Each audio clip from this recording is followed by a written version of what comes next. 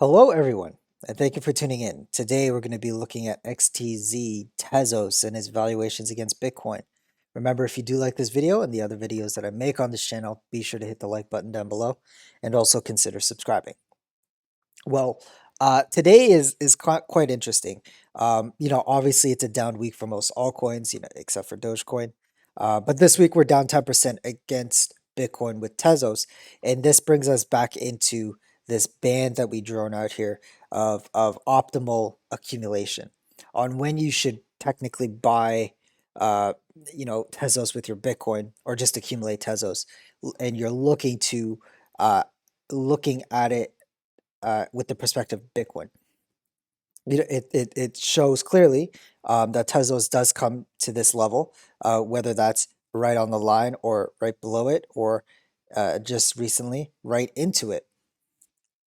Um, we see it tend to come back here, and this is historically the best time to buy Tezos. So we're back down at this level here. So now it's got my attention again because it left this region. I wasn't too keen on accumulating it. However, we're back into it, and so now it's becoming more and more of a conversation to look to see, at this level, should we buy? And so I'm not looking to buy this instant, but I'm probably going to stack my buys the way down if it continues to go down. And we'll touch on that a little more after. Because there's one big caveat to this, um, where it might be a little dicey. But with that said, we see clear bottoms for Tezos. We also see clear tops. This region here is a optimal sell region for Tezos. It can hit the top of the line, the bottom line of the region. But if it breaks through it, it tends to hang around for a while, like here. So these are all reasons why I kind of like Tezos's chart and something that I want to trade, and hence why I'm covering it on the channel, because I think because I want to accumulate it, but even if I didn't want to accumulate, this is a pretty interesting chart to trade now because we see clear tops, clear bottoms, and this structure forming uh, for Tezos. Now, um, there are certain things to keep in mind when trading these altcoins. Yes, altcoins have been doing very well this thus far. However, with any altcoin, you got to keep Bitcoin in mind.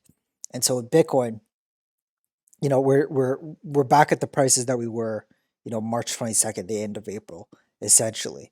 Um, so it's nothing drastic thus far. However, we've broken the 20-day and we're now below the 50-day moving average, which isn't the greatest. However, the next big target I think would probably be the 20-week moving average. Should we continue to go down, that would be the target. If we continue to go down, okay, and this is the caveat that I'm talking about with Tezos.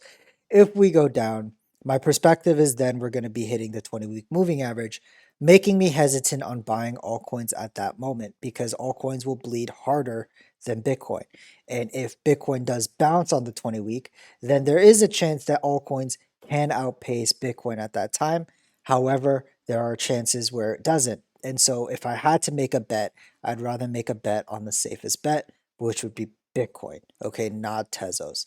I wouldn't be necessarily liquidating the rest of my portfolio if that does happen.